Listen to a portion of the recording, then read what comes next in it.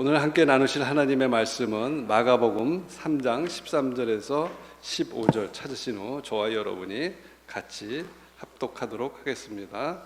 3장 13절 15절입니다. 한 목소리를 같이 읽겠습니다. 시작. 또 산에 오르사 자기가 원하는 자들을 부르시니 나아온지라. 이에 12를 세우셨으니 이는 자기와 함께 있게 하시고 또 보내사 전도도 하며 귀신을 내쫓는 권능도 가지게 하려 하심이니라. 우리 마른 목사님께서 말씀 전해 주시겠습니다.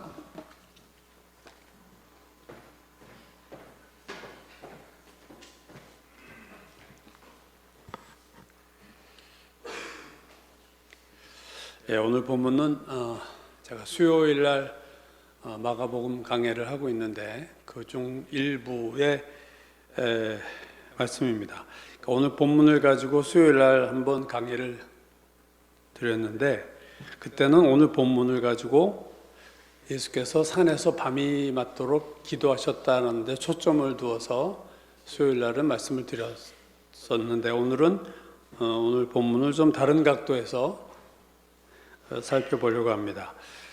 지난주일 설교, 지난주죠. 지난번 주일 설교에서 제가 윌로우 크릭 교회 사례를 들어서 말씀을 스스로 먹는 자, 셀프 피더라고 그랬죠. 말씀을 스스로 먹는 자가 되는 것이 신앙의 성장과 성숙이 얼마나 중요한가 하는 것에 대한 말씀을 드렸었고 오늘 말씀은 사실 그것과 연관된 말씀이라고 할 수도 있습니다. 예수께서 12제자를 뽑는 일로 밤이 새도록 산에서 기도를 하셨다. 이 12제자를 선택한 것이 얼마나 중요한 문제였는가는 오늘 이 예수께서 유일하게 성경에서 밤을 새워서 기도한 것은 이 사건밖에 없습니다. 그만큼 예수님 본인 자신도 이 사건이 이 12제자를 선택하는 것이 얼마나 중요한 것인가에 대한 것을 아셨기에 하나님 아버지와 의논하시고 그래서 최종 12명을 이제 선택을 하신 거죠. 그렇다면 오늘 우리가 살펴보려고 하는 것은 그러면 왜 예수께서 밤이 맞도록 기도하시면서까지 12명을 선택하신 이유, 선택하신 목적이 뭐냐 하는 것을 여러분과 함께 나누려고 합니다. 오늘 본문 조금 아까 읽으셨지만 14절 15절이 그 이유를 이렇게 말했어요. 이에 12를 세우셨으니 이는 12를 세운 이유는 자기와 함께 있게 하시고 또 보내사 전도도 하게 하고 귀신을 쫓는 권능도 가지게 하려 하십니다. 그게 세우신 이유죠. 많은 제자들 중에서 12명을 특별히 선택하신 이유는 함께 하시기 위함이요 전도를 하게 하시며 귀신을 내쫓는 권능을 주시기 위함이었다. 주님과 함께 있음과 전도와 귀신 쫓는 권능, 이 세 가지죠. 근데 이 세 가지가 순서가 있어요. 첫 번째는 12명을 자신과 함께 있게 하시는 것이 첫 번째고 그걸 통해서 함께 계시다가 있게 하다가 그들을 내보내서 전도도 시켜보시고 또 귀신을 쫓는 권능을 주셔서 나가서 귀신도 쫓아내게 내는 경험을 하게 하셨다. 전도와 귀신 쫓는 권능, 이건 사실 연결되어 있습니다. 마가복음 마지막 장 마지막 절이죠. 마가복음 16장 20절을 보시면요 이렇게 되어 있어요. 제자들이 나가서 두루 전파할세 주께서 함께 역사하사 그 따르는 표적으로 말씀을 확실히 증언하시니라. 따르는 표적으로 말씀을 확실히 증언하셨다. 즉 전도가 먼저 이루어졌고 거기에 따르는 것이 표적이 있었다. 귀신을 쫓아내는 것도 될 수 있고 병을 고치는 것이 될 수도 있겠죠. 그러니까 순서는 전도가 왔고 그 다음에 표적이 온 거죠. 귀신 쫓아내든 병이 치유하든. 그래서 모든 이 세 가지 이유 중에서 그 출발점은 예수님과 함께 있는 것이었다는 거예요. 거기에서부터 전도도 파생되고 귀신 쫓아내는 권능도 주신 거죠. 결국 오늘 예수께서 12명의 제자들을 택하신 이유의 핵심은 제자들로 하여금 예수님과 함께 있게 하시기 위함이었다 하는 것을 우리는 알 수 있습니다.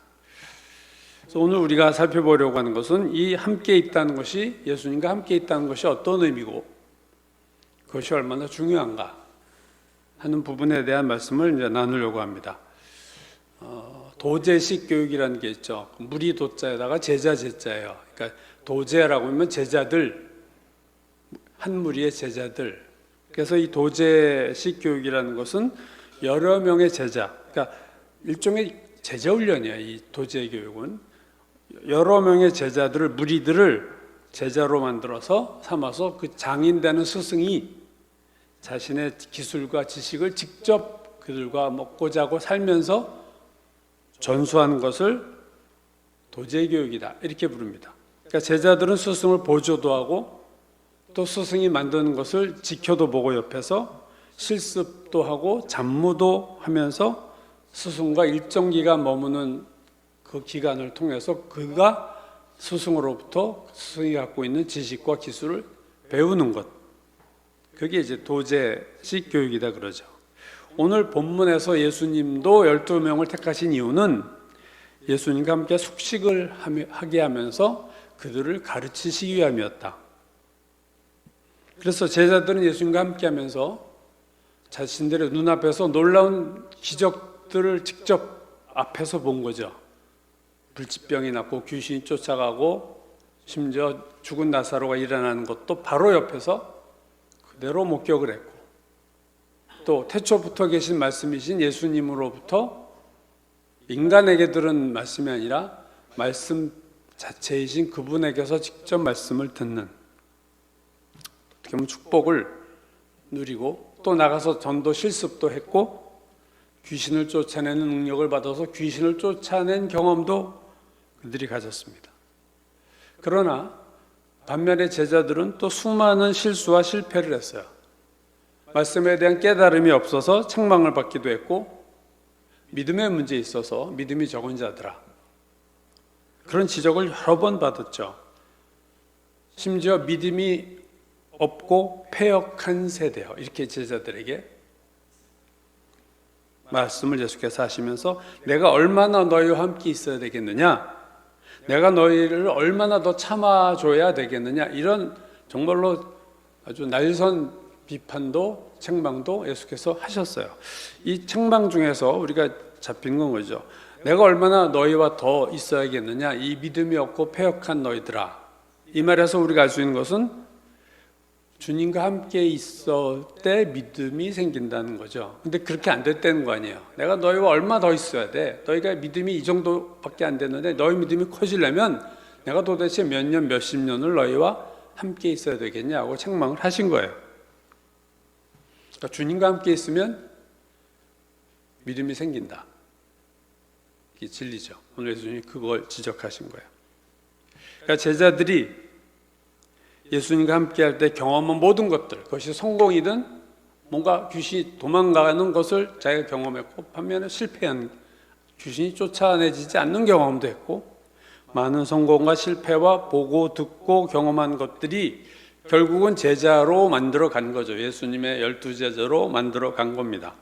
수많은 개인적인 상담을 했을 것이고 수많은 질문들을 예수님에게 했을 거예요. 그걸 통해서 끊임없이 순간순간 진리를 깨닫고 발견하고 턴을 하고 돌아서고, 이런 수많은 과정들이 우리가 알 수 없는, 성경이 다 표현할 수 없는 그 많은 것들이 있었으리라고 여겨집니다. 벙어리 귀신들이 에게서 그 벙어리 귀신을 쫓아내지 못했죠. 예수님이 변화산에서 내려오시니까 난장판이 벌어져가지고 그때 예수님이 아까 말한 대로 믿음 없고 패역한 세대예요. 그 책망이 거기서 나온 거거든요. 그 책망하고 예수께서 귀신을 쫓아버렸죠. 할 수 있거든이 무슨 말이냐? 아이 아버지가 할 수만 있다면 귀신 쫓아달라 했더니 할 수 있거든이 무슨 말이냐? 믿는 자에게는 능치 못할 일이 없는 일을 하시고 귀신을 쫓아버리셨어요. 조금 시간이 지나서 제자들이 예수님을 찾아와서 조용히 묻죠. 우리는 어찌하여 능히 그 귀신을 쫓아내지 못하였나이까? 그러니까 이런 질문을 하는 것이 제자가 돼가는 수업이고 과정이고 훈련인 거예요. 왜 우리는 안 됐습니까? 분명히 우리도 권능을 받은 적이 있는데, 전에 귀신 쫓아낸 경험이 있었는데 왜 우리는 안 됐고 왜 예수님 바로 됐습니까? 이런 질문을 했죠. 또 이런 질문도 했어요. 주님, 요한의 제자들이 자기 제자들에게 기도를 가르쳐 준 것처럼 우리에게도 기도를 가르쳐 주옵소서. 그러니까 계속 나와서 묻고 대답받고 변화되고 하는 것이 3년 동안의 과정이었다. 풍랑을 만나서 거의 죽게 되었을 때 예수님 흔들어 깨워서 예수께서 바람과 바다를 잔잔하게 하셨을 때 그들이 새로 깨달은 게 있어요. 이분이 누구시기에 바람과 바다도 순종할까? 어떤 충격, 영적인 충격. 우리 스승님 정도인 줄 알았더니 바람과 바다도 순종하는 분이었어요, 이분이. 그러면서 예수님이 누구인가를 끊임없이 알아가고 배우고 깨달아가는 과정이 3년이었다 하는 거죠. 많은 경험과 많은 시행착오를 하면서 예수님을 알아가고 깨달아가면서 그들이 변화되기 시작하는 것이죠. 그래서 3년 동안 그들은 놀라운 변화를 이루었죠. 내가 누구와 함께 있느냐, 누구와 함께 있는 것이 어떤 의미를 갖느냐, 매일매일 하루 종일 어떤 사람과 함께 있는 삶을 산다는 것은 나에게 어떤 영향을 끼칠까 할 때 함께 살면 그 사람이 누군지 비로소 제대로 알게 되죠. 결혼하고 나서 알잖아요, 사실. 그렇죠? 여러분 연애할 때 몰랐잖아요. 이런 사람인 줄. 그래서 요즘 젊은 세대는 뭐 앞서가려고 동거부터 하고 결혼한다 뭐 이런 흐름도 있지만 동거할 때도 몰라요. 다 긴장하고 있거든. 동거라는 걸 알아요. 이게 결혼이 아직 아니라는 걸 알기 때문에 그러다 이제 결혼 도장 서류 찍고 나면 이제 풀어지지. 이제 생기는 대로 나오는 거예요. 우리 다 그랬잖아요. 저도 그랬고. 그래서 누구와 함께 살 때 그 사람이 누군지를 제대로 알게 됩니다.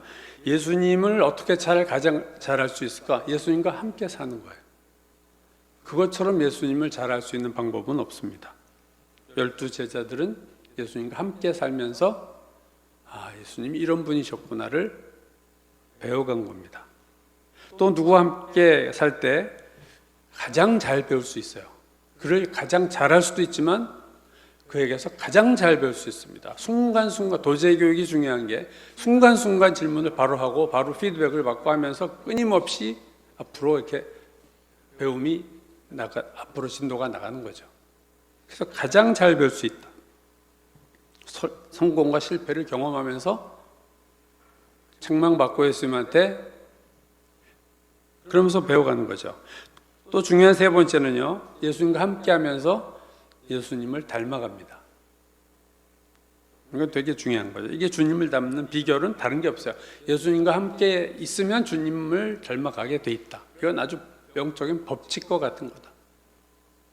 어린 시절에 자석 가지고 막 놀다 보면 머리핀이나 모핀 이런 게 이제 붙어 있는 거 밤에 자고 두고 아침에 보면 그것도 자석이 돼 가지고 머리핀도 딴 게 붙더라고요. 이렇게 여러분도 아마 경험해 보셨을 거예요.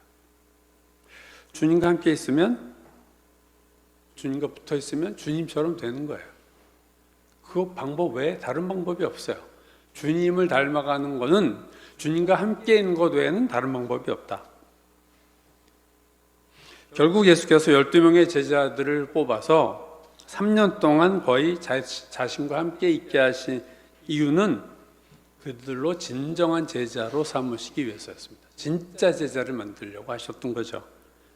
그래서 3년 동안 예수님과 함께함으로 예수님을 알고 예수님을 배우고 예수님을 닮을 수 있었다. 이거는 이 방법 외에는 다른 방법은 없다 그거죠.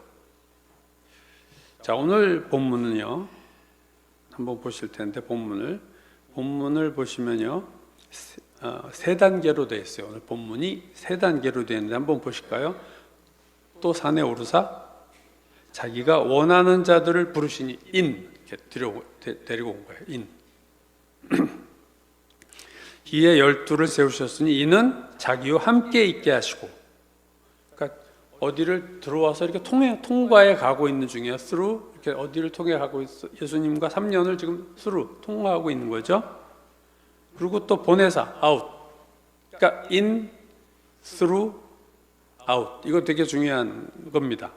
그러니까 부르셨고 함께 있게 하셨고 보내셨다. 다음 화면 보시면요.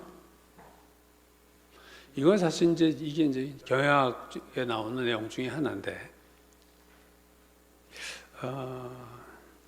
인풋, 투입이 있어요.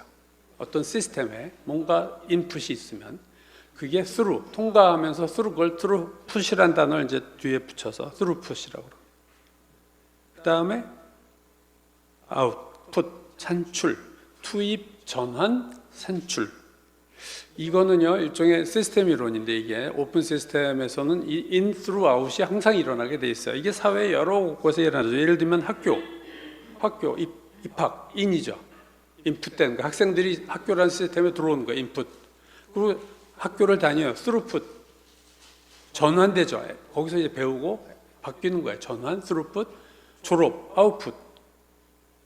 in, through, out. 학교를 그렇게 학생들이 들었다 통해서 나오죠. 병원 입원하고 in, through 치료받고 out 퇴원하고 회사 in 입사하고 회사 다니고 out 퇴직하고 이게 모든 사회 시스템이 이 흐름으로 되어 있습니다. 제품 원자재 구입해서 기업이 사서 제조 과정 만들고 throughput 그래서 아웃풋, 제품과 서비스. 이게 어떤 시스템을 대입해도 이 in, through, out은 항상 있는 하나의 흐름이다. 근데 이 흐름에 있어서 중요한 건 생산성이죠. 한번 다음 화면 보시면요. 생산성. 그러니까 프로덕티비티라는 생산성은 인풋이 있고, 인풋분의 아웃풋. 내가 100을 가지고 인풋, 200을 만들어냈다. 그러면 생산성이 이제 우리말로 제가 번역을 생산성이 2배 아니에요. 200%가 생산성이 되는 거죠. 그러니까 원자재 내가 100원을 가지고 200원을 만들어냈으면 100원을 더 번 거 아니에요? 부가가치가 붙은 거죠. 가치가 더 플러스된 거예요. 그래서 생산성은 투입분의 산출이다. 그러니까 학교에 입학했을 때에 원래 아이가 졸업할 때 아웃풋 됐을 때 훨씬 좋은 애가 돼야 생산성이 그 학교가 있는 거죠. 환자가 들어와서 입원했을 때와 퇴원할 때 훨씬 좋아져야 인풋분의 아웃풋이 높아져서 그 병원이 생산성이 높은 병원이 되는 거예요. 기업은 말할 것도 없죠. 원자재 가지고 제품 만들어냈을 때 원자재 들인 값과 제품을 팔 때 받은 돈 생산성이죠. 이게 어디에서나 여러분 있습니다. 교회는 예외가 아니에요. 교회에 신입 들어와서 세례받고 등록했어. 멤버십이 됐어요. 인풋. 그 교회 생활 10년 했어요. 그리고 신앙을 그때 해서 아웃풋. 이게 늘어야 되잖아요. 그러니까 생산성은 최소한 아웃풋이 인풋보다 커야 돼요. 1보다 커야 그 시스템이 존재 가치가 있지. 100원 가지고 100원 만들어내면 그거 있으나만 그런 시스템은 없어져야 되는 거죠. 100원 가지고 101원이라도 만들어야죠. 교회에 등록을 해서 10년 다녔는데 신앙이 더 좋아져야 되지 않겠어요? 근데 현실을 보면 똑같은 정체된 사람도 있고 어떤 사람도 마이너스예요. 옛날만 못해. 오히려 더 신앙이 안 좋아질 수도 있어요. 요한계시록 2장 보면 에베소 교회에게 너희 처음 사랑을 버렸다. 너희는 처음만도 못해. 어디서 떨어졌는지 생각해라. 너희가 왜 이렇게 현재 모습이 형편없는지 뭐 때문에 이 모습이 됐는지를 생각하고 회개해라. 예수님이 에베소 교회에 주셨던 말씀이에요. 이렇게 돼야 되지만 인풋보다 아웃풋이 훨씬 커야 되지만 현실 그렇게 잘 안 됩니다. 생산성이 좋으려면요 2가지. 하나는 원자재가 좋아야 됩니다. 좋은 학생이 학교에 들어오면요 그 학교는 수지 맞은 거예요. 그런 학생을 모으면 그 학교는 명문이 학교가 될 수 있죠. 옛날 이렇게 고등학교 입시로 뽑았던 데 보면요, 그 학교 뭐 선생님들이 대단했다기보다 들어온 애들이 좋았어요. 당연히 아웃풋이 좋지. 입학률, 대학 진학률이 좋을 수밖에 없어요. 그래서 좋은 원자재를 구입하려고 삼성도 인재를 구입하려고 전 세계를 돌아다니며 인재를 뽑잖아요. 왜? 이걸 제대로만 하면 훨씬 생산성이 좋으니까. 근데 원자재가 같다고 생각해 보세요. 똑같은 원자재를 A 기업과 B 기업이 썼는데 A 기업이 B보다 제품을 더 잘 만들어. 그건 왜 그런가요? 생산성이 높아진 이유가 스루풋에 있는 거예요. 똑같은 원자재인데 제조 과정이 A가 B가 달라서 A가 훨씬 잘 만들어 물건. 그럼 똑같이 다 원자재는 같은 원자재를 썼는데 A 기업 제품은 훨씬 비싸게 팔려요. 뭐가 좋은 거예요? 그 기업의 기술입니다. 똑같은 걸 가지고도 다르게 만들 수 있는 능력이 탁월한 거예요. 병원도 똑같아요. 똑같은 환자인데 와서 어떤 병원 가면 퇴원하고 건강해지는데 이쪽 가면 사고 터지고 안 나. 그건 뭐에 탓이에요? 스루풋입니다. 그 병원의 실력이, 기술이 모자라는 거죠. 그래서 이 제일 중요한 건요, 생산성에서 이 스루풋입니다. 그 시스템이 어떤 시스템이냐가 되게 중요한 거예요. 좋은 시스템이면요, 똑같은 사람이 와도 달라져요. 똑같은 신입교인이 와도 어떤 교회에서는 신앙이 늘어갔는데 어떤 교회는 10년, 20년 지나도 신앙이 늘지 않는다. 그게 본인 탓도 있지만 교회 시스템이 뭔가 문제가 있을 수도 있는 거예요.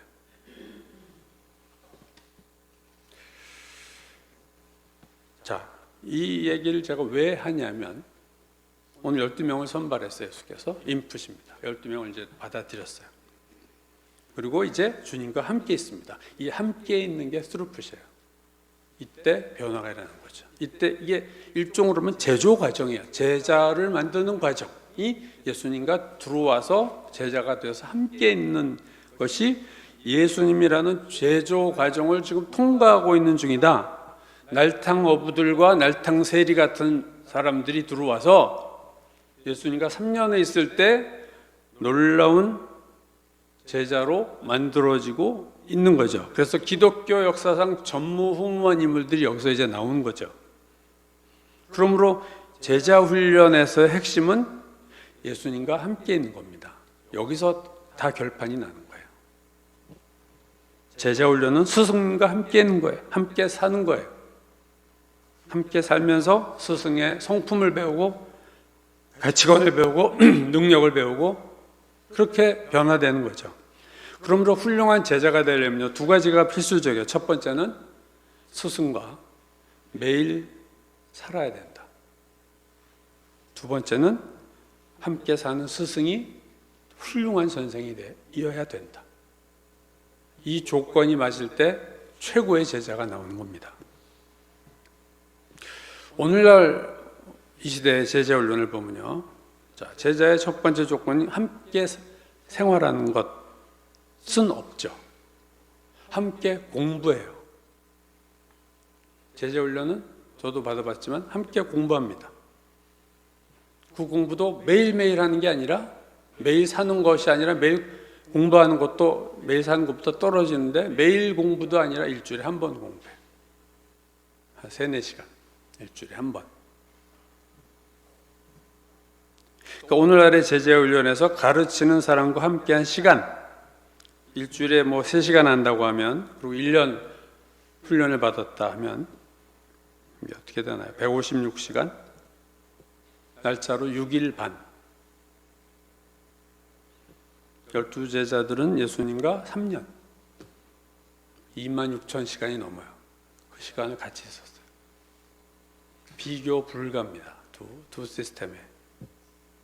오늘날의 제자훈련은 156시간, 26,000. 요즘 우리나라 자율주행할 때 우리나라가 결정적으로 딸리는 게 그 자동 데이터가 별로 없잖아요. 차가 돌아다니는 그 키로수가 너무 딸려. 수백 배, 저쪽 외국 미국 기업은 수백 배를 더 많은 거리를 데이터가 있어요. 그러니 우리나라 자율주행이 우리나라에서 좁은 땅덩어리에서 돌아다녀 봤자 또 기간도 얼마 안 되고 하니까 이게 몇백 배의 차이가 벌어질 수 있다고 사설에서도 그걸 지적하는 걸 제가 본 적이 있는데, 주님과 함께 스승과 함께 있는 시간이 있어서 오늘날의 제자훈련은 절대적으로 비교가 안 될 만큼 삶이 없고 그냥 스타디하는 거예요. 제자훈련이라는 게 머리를 쓰는 거라는 거죠.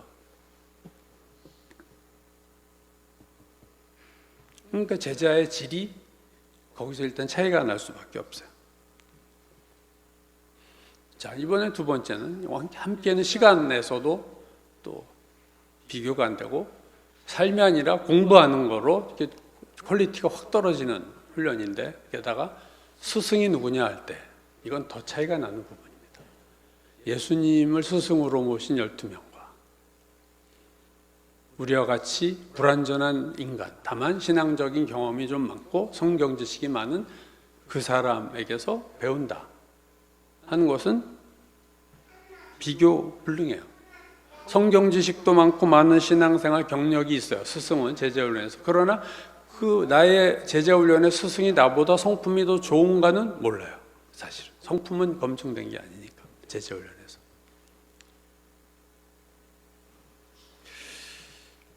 그렇기 때문에 이 12명의 경우는 정말로 놀라운 특혜를 받은 거예요. 예수님이라는 분에게서 직접 3년을 먹고 자고 하면서 삶으로 배웠기 때문에 이들을 능가할 만한 제자는 교회 역사에 존재하지 않습니다.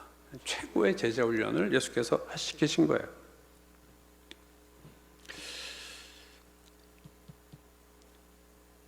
제자 훈련을 다르게 표현하면 일종의 복사, 카피하는 과정이다.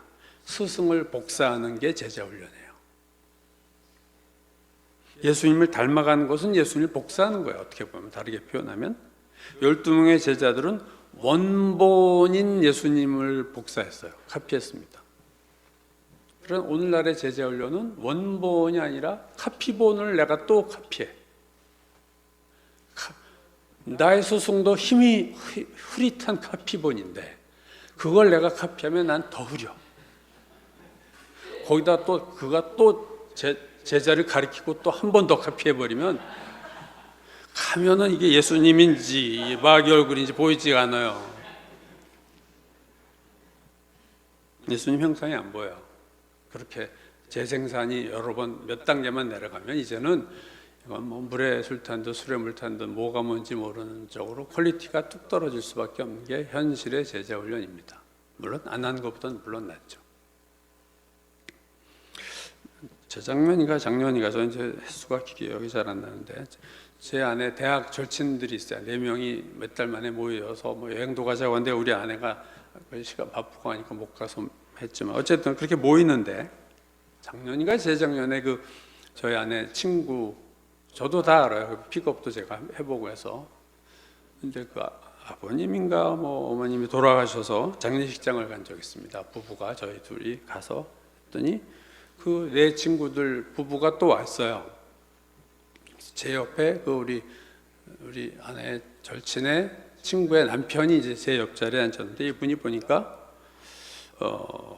평택 미군 기지 소속 의사예요. 미국 시민권을 가진 한국인 의사인데 그 평택에 있는 서울에 있는 아주 좋은 복음적인 교회의 지부교회 무슨 평택 무슨 교회 이렇게 이름은 똑같지만 앞에 평택이 뭐 거기에 장로 훈련을 받고 있는 중이었더라고요. 장로 훈련 지금 1년 반 동안 지금 훈련을 하고 있는데 그 본 교회에서 다 지부교회 장로 후보자들을 한 군데 모아서 훈련을 시킨다고 그래요. 그래서 저는 목사니까 궁금하잖아요. 장로 교육을 어떻게 시킵니까? 그래 물어봤더니 그 분의 얘기가 독후감을 지금 7권째 자기가 쓰고 있고 큐티 보고서 내고 뭐 그렇게 한다는 거죠. 그래서 제가 질문했어요. 그냥 장로님이라고 부를게요 하면서 장로님 그 교회 장로가 되려면 좀 지적 능력이 있어야 되겠네요. 그랬더니 그렇죠. 그거 독후감을 7권을 써서 통과될 정도가 되려면 그거 보통 일반 대학 나와도 스트레스 엄청 받고 대학 안 나온 사람은 아예 뭐 서류도 못 내겠네요. 제가 좀 적나라하게 지적했더니 뭐 부정을 그분도 못하고 그냥 우리 교회 시스템이 그냥 그렇게 되어 있습니다. 그렇게 대답했어요. 이 12제자들이 교회 다녔으면요 장로 됐을까요? 베드로가 독후감을 쓸 수 있었을까요? 못 썼을 거예요, 베드로도.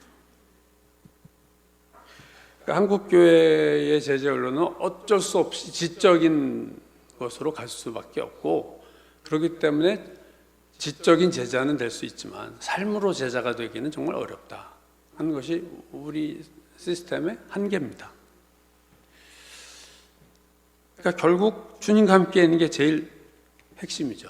지난번에 제가 윌로크릭 교회 얘기를 했죠. 창립 30주년을 맞아서 윌로크릭 교회가 야심차게 30년간의 사역을 긍정적인 결론을 기대하면서 우리가 교회 활동을 시키고 프로그램을 돌리는 것이 X축으로 잡으면 Y축 성장은 팍팍 늘어났을 거다라는 가정을 하고 조사를 했는데 결과가 충격적이다 그랬죠. 신앙이 수평으로 가고 있었습니다. X축이 계속 발전하는데도 활동이 늘어나는데도 신앙은 정체된 채로 계속 갔다. 그래서 그러면 뭐가 신앙 성장을 가져올까? 교회 활동이 아니라면 하고 다른 것들을 계속 넣어보다가 하나가 딱 잡힌 거죠. 그리스도와의 관계를 넣었더니 상승 커브를 그렸다. 즉 그리스도의 관계가 깊어질수록 Y축 신앙 성장과 성숙은 꾸준히 늘었다 하는 것으로 나타났죠. 그러니까 중요한 것은 교회 활동이 아니라 자기들의 결론을 그렇게 내린 거죠. 예수 그리스도와의 개인적인 관계가 중요하다라는 결론이 그 3년간의 연구의 조사의 결론입니다. 그래서 윌로크릭 교회는 빌라이베스 목사 얘기를 했죠. 자기가 미스테이크 했다고 인정하고 내가 뭘 실수했느냐 했을 때 처음 멤버십을 가진 교인들, 세례받은 교인들, 그때 내가 스스로 말씀을 먹는 자가 되지 못하게 한 것이 우리 교회의 실패의 원인이다 라고 진단을 정확하게 내렸어요. 그러니까 이제 등록하고 세례받고 새신자 됐을 때 너 스스로 말씀을 먹어 라고 그 훈련을 시켜줘야 되는데 매일 프로그램 가지고 떠먹여주다 보니까 먹을 때는 되게 잘 자라는 것 같은데 프로그램 끝나면 같이 내려가고 침체되고 계속 그 반복되는 현상, 자라지를 않는 거죠. 말씀을 스스로 먹는다는 것은 스스로 말씀을 읽는 거예요. 혼자서 스스로 기도하는 거죠. 뭐 기도해서 하는 기도가 아니라 나 혼자 기도하고 그 기도가 본인에게 도움이 되고 나 혼자 말씀을 보는데 그 말씀이 나에게 은혜가 돼서 본인이 그 스스로 본 말씀과 스스로 한 기도를 통해서 신앙이 성장한다. 여러분 말씀을 읽고 기도를 한다, 스스로 먹는다, 셀프 피드 한다는 것을 다르게 말하면요 주님과 함께하는 겁니다. 그냥 말씀과 기도를 통해서 주님과 함께하는 경험을 하는 거예요. 그게 일종의 제자훈련이죠. 이게 오늘 본문에서 함께 있게 한다는 것이 이제 제일 중요한 거죠. 여러분 12명의 제자들은 육신의 눈에 보이는 예수님이 있었죠. 우리는 없잖아요. 지금 사실 우리는 예수님 볼 수가 없잖아요. 그럼 우리는 신앙이 늘 수 없을까? 2009년에 덴마크 코펜하겐 대학에서 한 옥스퍼드 학술지에 낸 논문이 되게 흥미로운데 이런 논문이에요. 실험을 했습니다. 기도를 시키고 근데 믿는 사람과 안 믿는 사람을 기도를 시켰어요. 그래서 그 뇌를 MRI로 찍어봤는데 독실한 기독교인과 비신자들이 다 즉흥적인 기도를 시켰더니 비신자의 뇌에는 반응이 없어요. 무반응이 나왔습니다. 아무 반응이 없었는데 독실한 신자의 뇌에서는요 4개 영역이 활성화되는데 그 4개 영역이 뭐냐면 사회인지 네트워크이라는 건데 누가 옆에 있다고 실제로 인식하고 기도해야 한다는 거예요.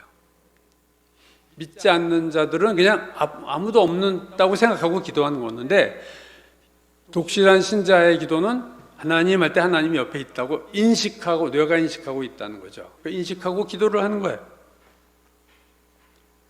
그러니까 왜 비신자가 기도할 때 이 회로가 불이 안 켜지는가를 보니까 누군가 내 옆에 있다는 믿음이 전혀 없는 거예요. 그들은.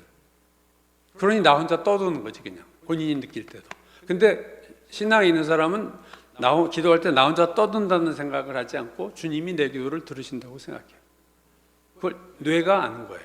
그래서 4개 영역이 MRI, 펑셔널 MRI라는 건데 그거 했더니 다 이렇게 불이 켜졌다는 거죠. 우리가 예수님을 12제자들처럼 눈으로 보지 못해요. 그렇다고 여러분 주님과 우리가 함께 못하는 게 아닙니다. 지금도 믿음으로 얼마든지 주님과 함께 있을 수 있어요. 도마가 예수님의 부활을 처음엔 믿지 못했죠. 그래서 나는 그의 손에 못자국을 보고 내 손가락을 그 못자국에 넣고 내 손을 옆구리에 넣어보지 않고는 못 믿겠다 하자 8일 후에 예수께서 부활하신 주님이 다시 나타나셔서 뭐라고 도마에게 말씀하셨냐면 너는 나를 본고로 믿느냐? 보지 못하고 믿는 자들은 더 복되도다. 그렇죠? 우리 예수님 못 보잖아요. 그러나 보지 못한데도 말씀과 기도를 통해서 주님의 임재를 느끼고 주님 앞에 믿음으로 기도하고 말씀 보면 더 복된 자가 되는 거예요. 더 큰 믿음이죠, 사실은. 눈에 예수님이 안 보이는데도 내가 믿고 있다는 건 놀라운 은혜입니다.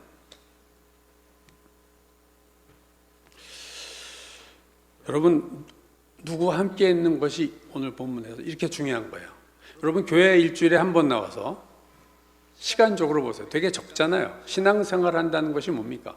주일날 예배 드리는 것이 만약에 거의 전부라면 뭐 수요일날 예배 드린다 해도 주일날 수요일날 예배 합쳐봤자 시간적으로 얼마 안 돼요. 근데 그때만 주님과 함께 있다면 우리는 주로 세상과 함께 있잖아요. 세상과 함께 있는 시간을 우리가 따라갈 수가 없어요. 주님과 함께 있는 시간이.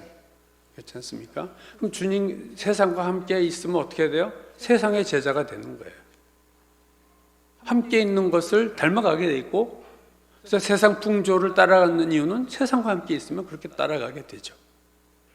그래서 주님과 함께 있다는 것의 의미는 이게 되게 중요한 건데 우리 신앙에서 그러니까 술에 뭘 담가두면 술이 배어들고 소금에 뭔가를 이렇게 담아두면 짠기가 배잖아요. 배추나 이런 데도 이렇게 뵱니다.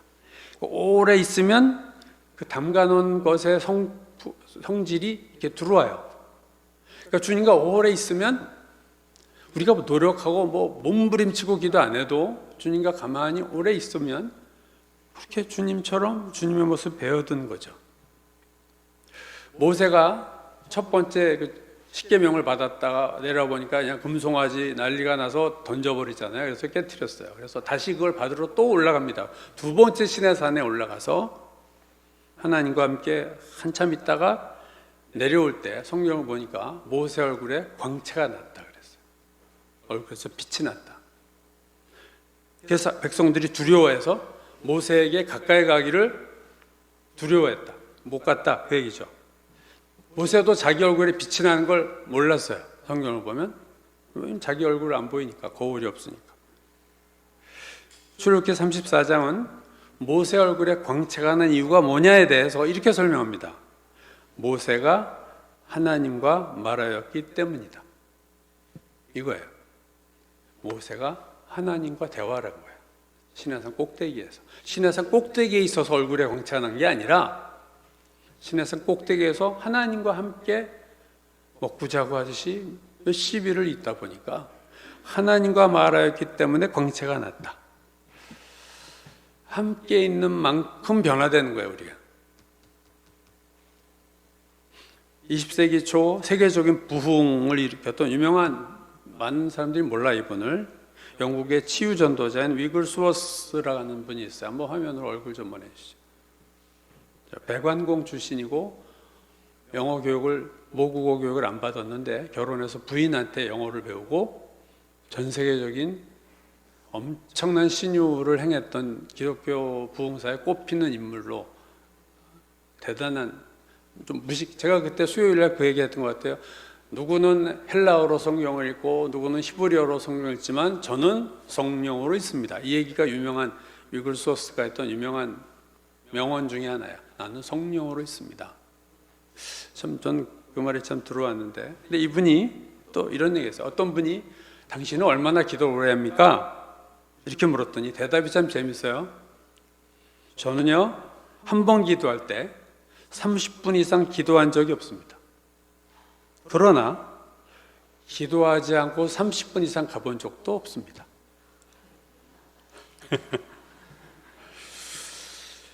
그러니까 30분 넘는 기도는 하지 않았지만, 오랜 기도는 하지 않았지만 먼저 기도한 지 30분 되기 전에 또 기도했다는 거죠. 늘 기도 안 한 인터벌이 30분이 안 된다는 거예요. 이분의 대답을 보면 결국 이 위글소스는 주님과 함께 있는 사람이에요. 그렇죠. 늘 기도로 주님과 이렇게 연결돼 있어요. 수시로 연결돼 있어요. 그럼 변화되는 겁니다, 여러분. 무슨 훈련으로 되는 게 아니에요. 사람이 변하는 건. 위글소스는 주님과 늘 함께 있는 분이었다. 명태가 황태가 되려면 오랫동안 햇빛에 말려야 하듯이, 정금이 되려면 오랫동안 용광로에 있어야 하듯이, 주님과 함께 오래 하면 주님을 알고 주님을 배우고 주님을 닮아갑니다. 그 누구라도, 그가 누구인지 중요하지 않아요. 그러면 그렇게 되는 거죠. 주님의 사람이 되는 거예요. 그래서 여러분, 위글소스처럼 수시로 자꾸 이렇게 기도하셨으면 좋겠어요. 오랫동안 하루 아침 눈 떠서 기도하고 자기 전에 기도하고 이러지 말고 중간중간 끊어서 짧게 뭐 화살 기도라고 표현하시는 분도 있지만, 주님, 그냥 살면서 내가 부딪히는 문제를 다 기도로 하는 거죠. 생각하는 것을 저거 참 힘드네, 이건 생각이지만 하나님 힘들어요, 이건 기도예요. 바꾸면 돼요. 내가 혼자 하는 생각을 기도로 바꾸면 되는 겁니다. 저 사람하고 무슨 얘기를 해야 될까? 생각이지만, 주님, 저 사람 만나면 무슨 얘기를 할까요? 기도예요. 그 차이는 별거 아닌 것 같은데 차원이 달라지는, 주님과 계속 네트워크가 형성되는, 그러면 우리는 저절로 바뀝니다. 여러분이 주님과 함께 있는 시간을 다시 한번 생각해 보시고, 어떻게 이걸 더 시간 양쪽으로 더 늘릴 수 있을까? 더 중요한 건 질적으로 세상에 있는 시간보다는 짧지만 이 시간을 질적으로 더 세상에 있는 평면적인 시간을 능가할 만한 하나님과의 연결이 어떻게 될 수 있을까를 여러분이 고민하시면서 신앙생활 하시면, 특별한 훈련을 받지 않아도 여러분은 놀랍게 주님을 닮아가고 주님을 알고 주님을 배워가는 주님의 진정한 제자가 될 줄로 믿습니다. 기도하겠습니다. 아버지 하나님, 마른 막대기 같은 저희들이지만 주님이 그 막대기를 잡으시면 그 막대기를 당할 자가 없고, 우리가 다 하나님 연약한 질그릇, 깨질 수밖에 없는 진흙으로 만든 그릇처럼 연약하지만 주님이 우리 질그릇을 붙잡으시고 사용하시면 귀한 보배를 담고 하나님께 영광을 돌리는 자가 될 줄로 믿습니다. 주님, 우리의 남은 삶을 정말로 주장해 주시고 축복하셔서 남은 시간 동안 더 주님과 함께하고 주님을 동행하고 함께함으로 주님을 알고 배우고 닮아가는 복된 하나님의 자녀가 다 되게 축복하여 주옵소서. 예수님 이름 받들어 기도드렸습니다. 아멘.